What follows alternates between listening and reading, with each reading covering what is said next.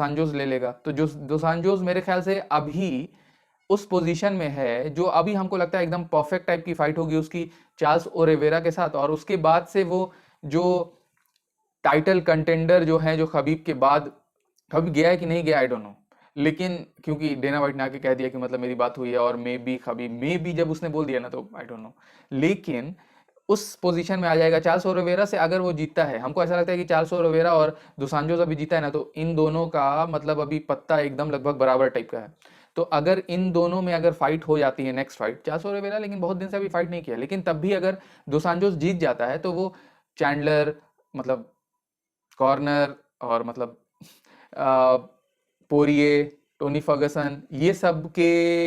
Cycle में, मतलब इस सब के ग्रुप में आ जाएगा। और मतलब इन सबों में जस्टिन गेची, इन सबों में फाइट होकर उसके बाद से फिर एक लाइट वेट चैंपियन या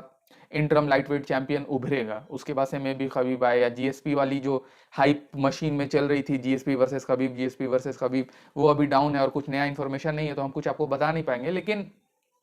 मेरा इस फाइट से, और ये वाला वीडियो मैं थोड़ा दो पार्ट में अपलोड करूंगा क्योंकि लग रहा है कि बहुत लंबा हो गया है, कि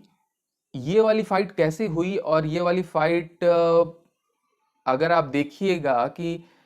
किस तरीके से गई, मतलब क्या क्या हुआ इस फाइट में, और अगला अगर मतलब आप इस फाइट में जो हुआ तो उसके बाद से फिर दोनों फाइटर्स को देखना होगा कि हम किस पोजीशन पे हैं और क्या हमको इम्प्रूव करना है और कौन सी फाइट आगे ले सकते हैं कि हम वो हारे ना फाइट इन फेवर ऑफ, मतलब कोई भी फाइटर इसी तरीके का सोच के लेगा ना कि मतलब ये वाले, हम मेरे पास 51% चांस हो ये वाली फाइट जीतने का। तो दो सांजोस के पास भी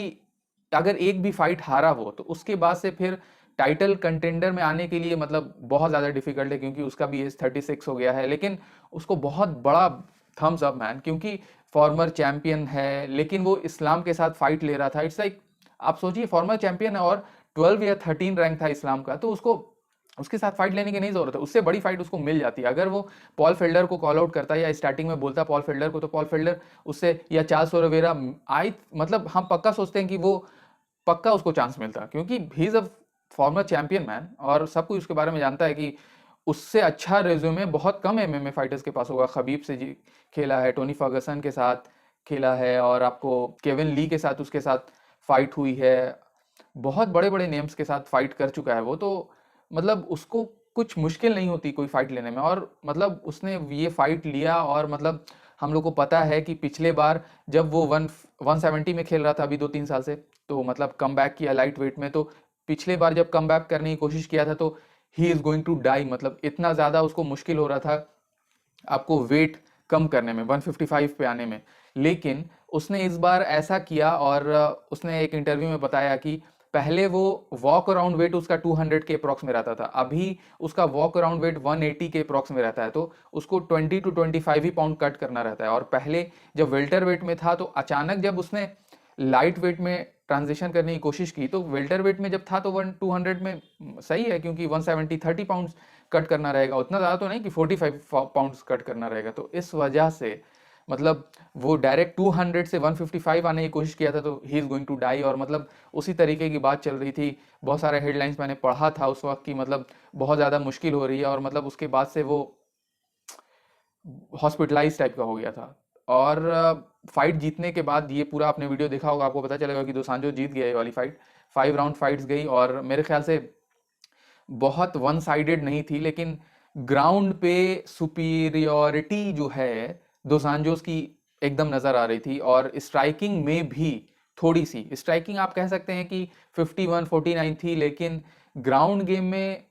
बहुत ज़्यादा 70-30 टाइप का दो सांजोस बहुत ज़्यादा सुपीरियर नज़र आ रहा था। और मतलब एक, क्या बोलते हैं आपको, जज ने पॉल फेल्डर को भी दिया है, लेकिन क्या पता कैसे दिया है, मतलब कि वो कौन सी फाइट देख रहा था, आई डोंट नो। ऐसा हमेशा हो रहा है आजकल की मतलब कोई दूसरी, मतलब जजेस तीनों तो एक ही जगह पे बैठे हैं ना, तो मतलब कोई दूसरी फाइट देख रहा है, कोई दूसरी फाइट देख रहा है, ऐसा कैसे हो सकता है। मतलब कि कोई भी अगर आप पूरी फाइट देखिएगा तो आप नहीं सोचिएगा कि पॉल फेल्डर कहीं से भी जीत रहा है, लेकिन वो ये वाली फाइट में हारा नहीं है, ये बात आप याद रखिएगा। उसका स्टॉक अप हुआ है, ही इज ए लेजेंड, मतलब उसकी तारीफ हमेशा करनी होगी। क्योंकि और फाइट खत्म होने के बाद उसने